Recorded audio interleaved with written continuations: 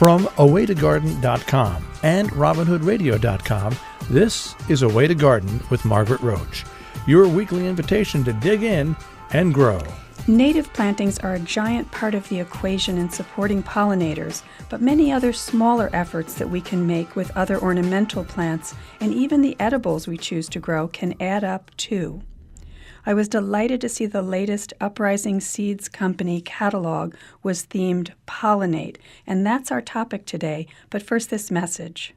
Underwriting support from Timber Press, your go-to resource for books in gardening and nature. Whether you're a new gardener, a professional at the top of your field, or a reader interested in the wonders of the natural world, their books are there to help you grow. timberpress.com. Brian Campbell with Christine Goldberg grows organic seed at Uprising Seeds in Bellingham, Washington, and he's my guest today to talk about some of his favorite plants on the farm that are always abuzz with beneficial insect life. Welcome back to the show, Brian. Thanks, Margaret. Thanks for having us back. Yeah, I've missed talking to you guys, and I still remember how you taught me to grow better beets, for instance, one of the lessons I've gotten from you over the years. So thank you for that. Good. I'm a beet queen, so I love my beets. And I'll include a link to that conversation, that past conversation, in the transcript to this show. But how many years now have you guys been at it at Uprising? Yeah, so we've been farming out here in Northwest Washington for about 15 years. Wow. And I think this is our 12th catalog we've put out, starting from like a little threefold brochure of a couple of offerings to what we have, what we put out now, which is, I think, up to about 350. So about 350. And how big is the farm? So we farm about 5 acres actively. We lease about 8 acres, about a half an hour north of Bellingham, right up against the Canadian border. About 5 of that is actively worked, and maybe 3 of that to 4 goes to actual cropping every year, with some rotated out every year for some cover cropping and soil building.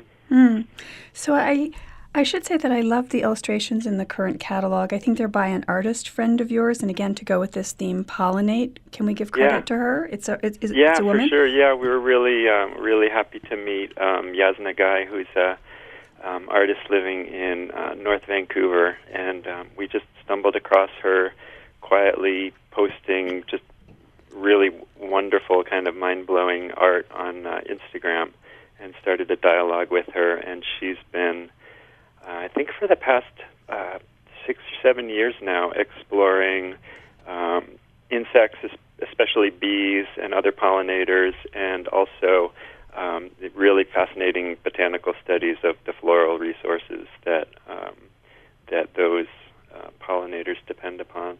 Yeah.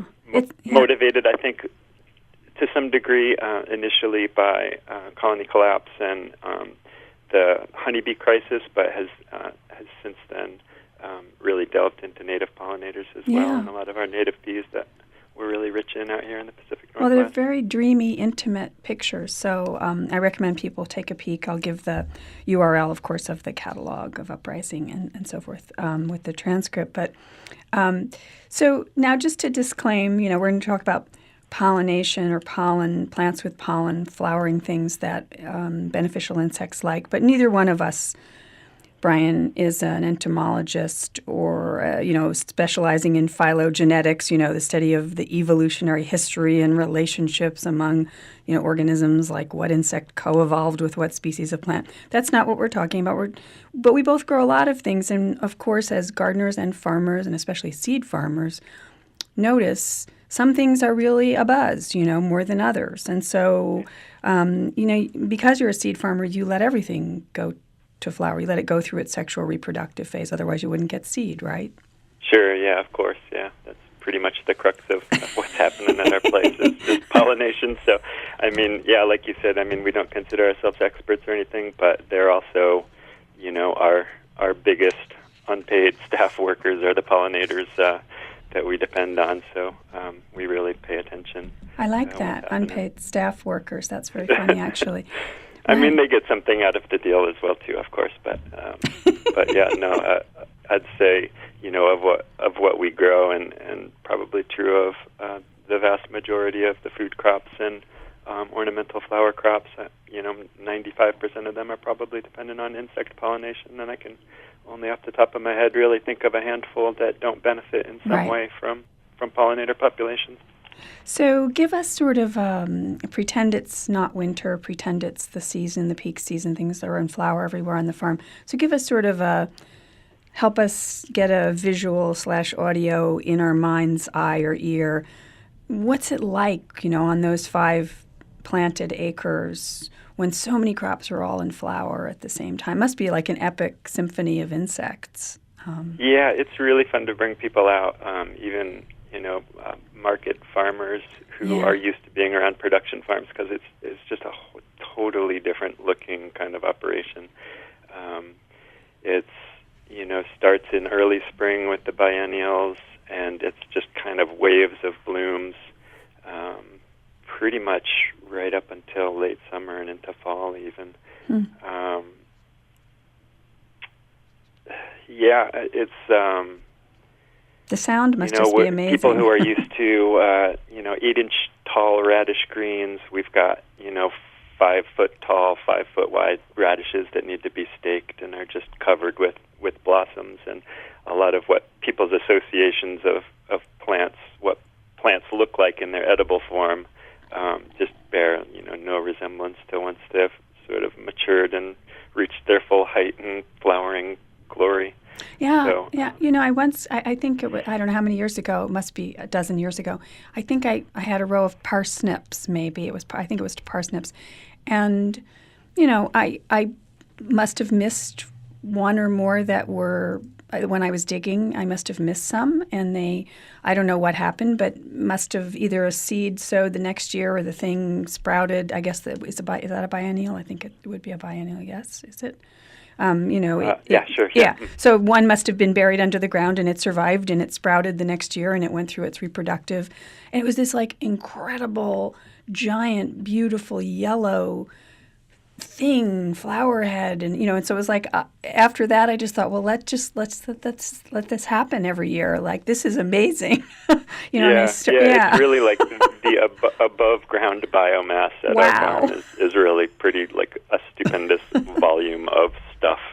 Yeah. And we grow a couple things on larger scales that we supply a couple other seed catalogs, and when you get a quarter acre of arugula in flower that's 5 foot tall and just pretty much a solid volume of 30 foot by 5 foot by 300 foot volume of flowers all at once, it's really pretty spectacular sight.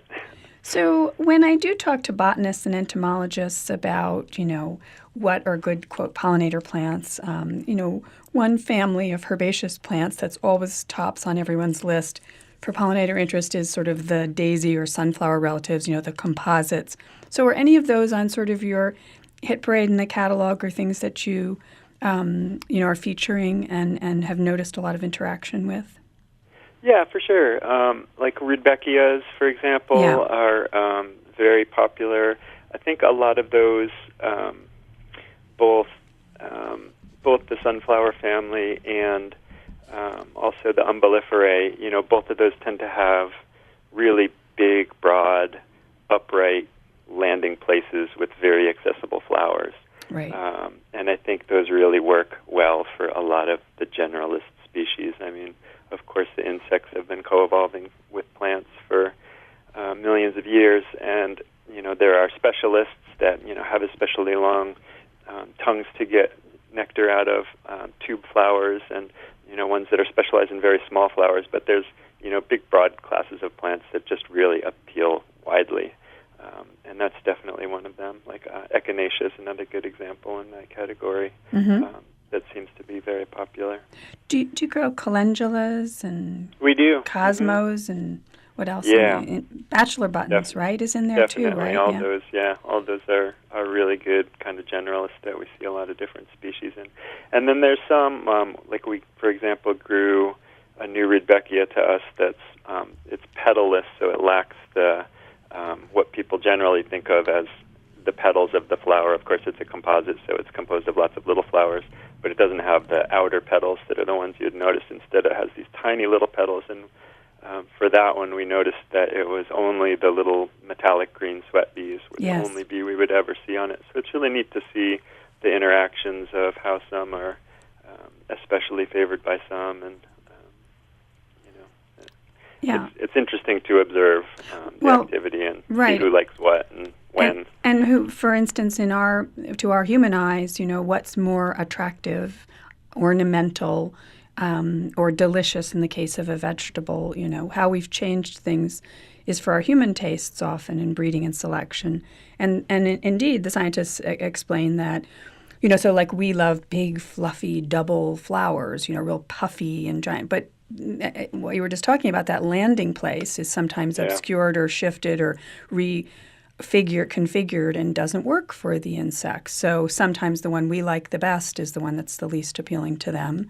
And just to talk about those apetalous echinacea, they don't, you're right, not as many of them sort of get it. And I think it might have to do, again, not a scientist, but have to do with the sense of being steered to things, like looking from overhead and going, oh, wait, there's those ray flowers pointing me to that central landing pad. Like they may not recognize it. You know what I mean? It may be as simple as that, right? Yeah, and there's also the interesting fact that there's a whole nother level of UV reflected patterning on flowers that is not visible to us, but that totally acts as bullseyes to bees. Exactly. So, Yeah, I always think of it like the guys who have the two red lights, one in each hand at the landing strip at the airport, and they're guiding the planes that are taxiing. Yeah, exactly. I always think of those as like that, those markings and those, like you say, the things we can't see on the flowers as those things.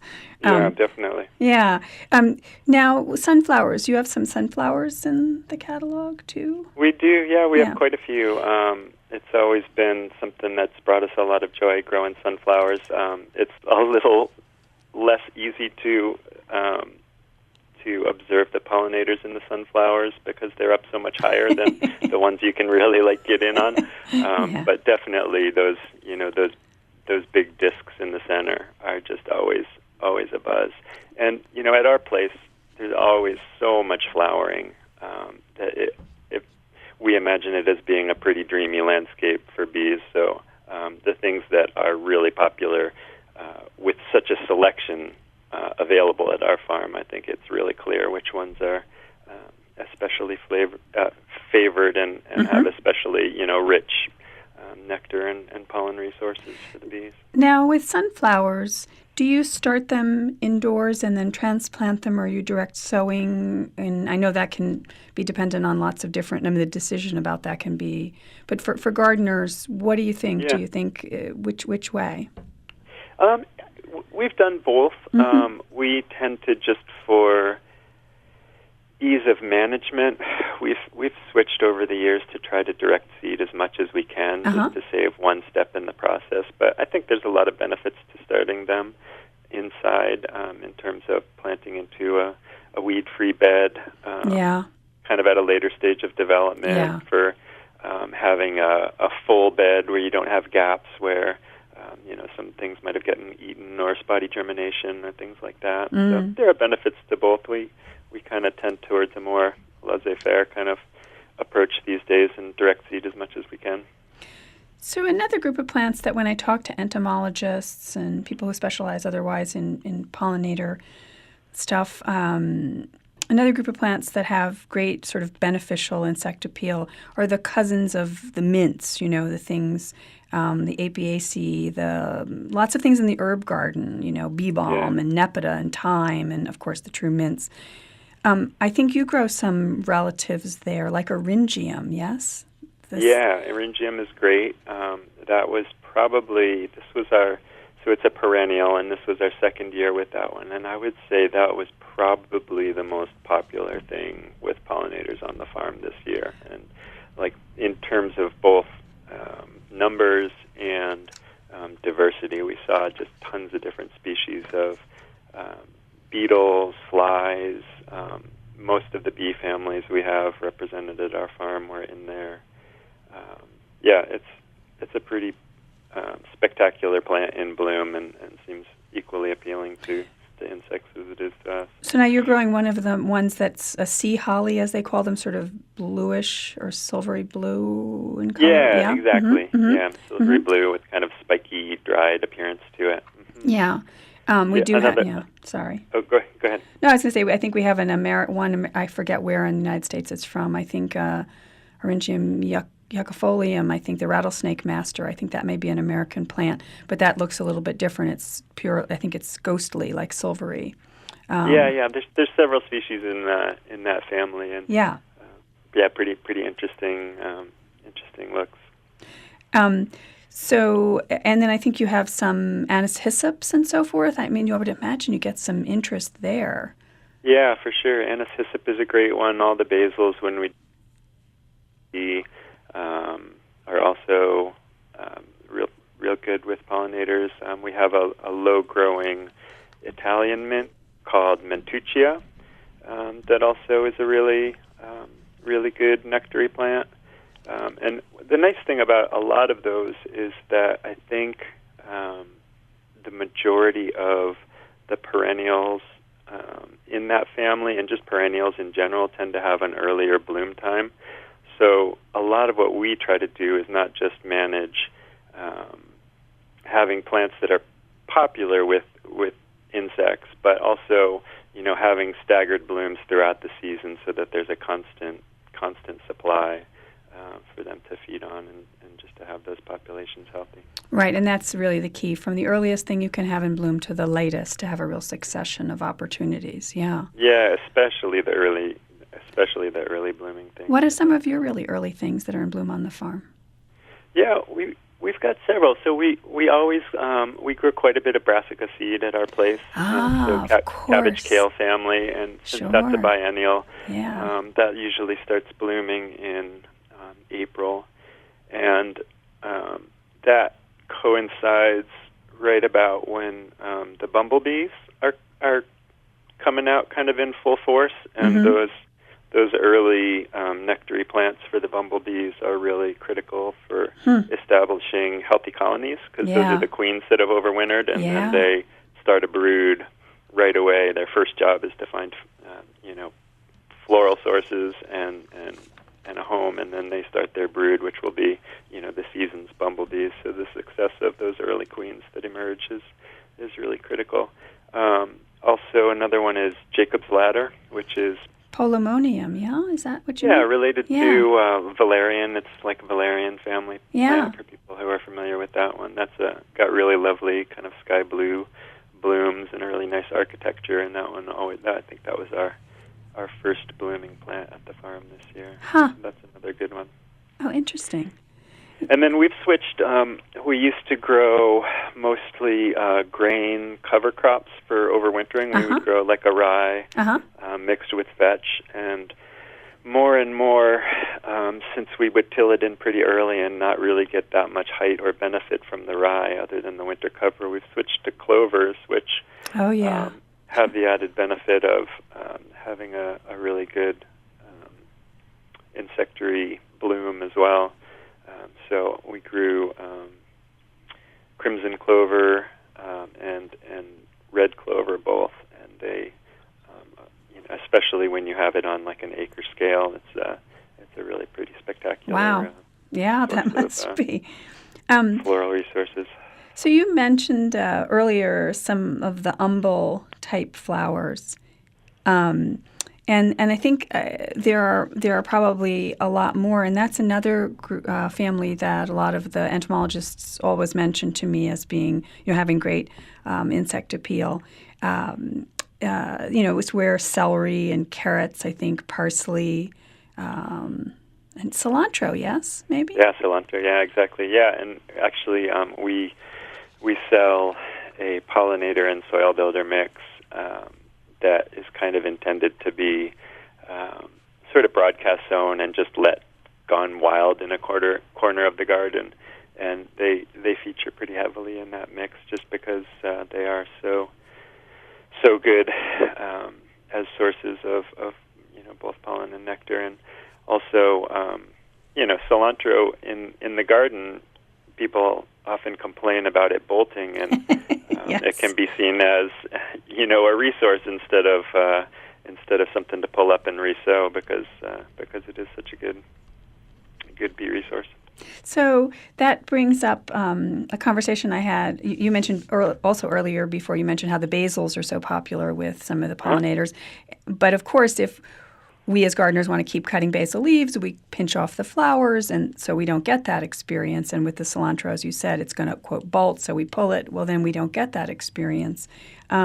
So I remember a conversation years ago with Frank Morton of Wild Garden Seed, who I know you like as I do, and respect and whatever, and talking, a lettuce and calendula breeder and various other things. And he said something like, how it was because he started becoming a seed farmer, a seed breeder, watching what happened when you didn't pull out your cilantro because you wanted to get seed from it, or whatever the thing was, even the lettuce, watching who showed up, this like amazing number of insects who showed up to enjoy. And he talked about, like micro wasps that parasitize aphids and caterpillars, and native fruit pollinating solitary bees, things he hadn't seen otherwise, syrphids who go after the aphids, or minute pirate bugs for thrip control, and all these kinds of interesting things that happen. So what would be a few things that we're probably all growing that you would say to us, don't behead it so early, gardeners, let it grow.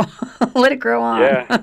Yeah, sure. Frank is a really great teacher of observation and just really being present and observing what's happening in your field. He's always been I've always looked up to him for that. I think things like we've already discussed, parsley. A lot of times people will leave parsley to overwinter because it is so winter hardy in a lot of parts of the country, and that as it blooms in the next season is a great thing to leave out. Cilantro is similarly great, and we actually we intentionally companion plant a lot of things in our field for the express purpose of attracting insects. So when we're growing a fall brassica crop to overwinter, most people who grow brassicas in the fall know that aphids are often a terrible problem with that. So we will often put, every third bed or so, we'll plant to Phacelia, which is another plant. It's one of its aliases is bee's friend, which kind of lets you know about what it does in the garden. But and we find that just the syrphid flies, like you mentioned, the parasitic wasps that predate on those aphids, are really beneficial in keeping those populations in check. Alyssum is another really good one that we haven't mentioned. That I know. Oh, and it's a brassica, too. It's a brassica of all the crazy things, I think, isn't it? Yeah, it's surprising, isn't it? But I know several commercial growers, even on a very large scale, that do that, every fourth row of Phacelia, or that do an understory of Alyssum in their brassicas just to bring beneficial insects that predate on them. Well, Brian Campbell, we've used up all our time. I could talk to you all day. Yeah. I'm visualizing those 5 acres of cascading moments of bloom. So thank you so much, Brian Campbell of Uprising Seeds, and I really look forward to speaking to you again. Yeah, thanks, Margaret. It was lovely to talk to you again. Okay. Underwriting support from Timber Press, your go-to resource for books in gardening and nature. Whether you're a new gardener, a professional at the top of your field, or a reader interested in the wonders of the natural world, their books are there to help you grow. TimberPress.com. And I look forward to hearing from all the rest of you, too. Now, don't miss an episode. You can subscribe free to the podcast version on Stitcher or iTunes. You can find me anytime at awaytogarden.com or Facebook or Instagram as @awaytogarden. And happy seed shopping meantime. Away to Garden with Margaret Roach is a joint production of awaytogarden.com and the smallest NPR station in the nation, Robin Hood Radio.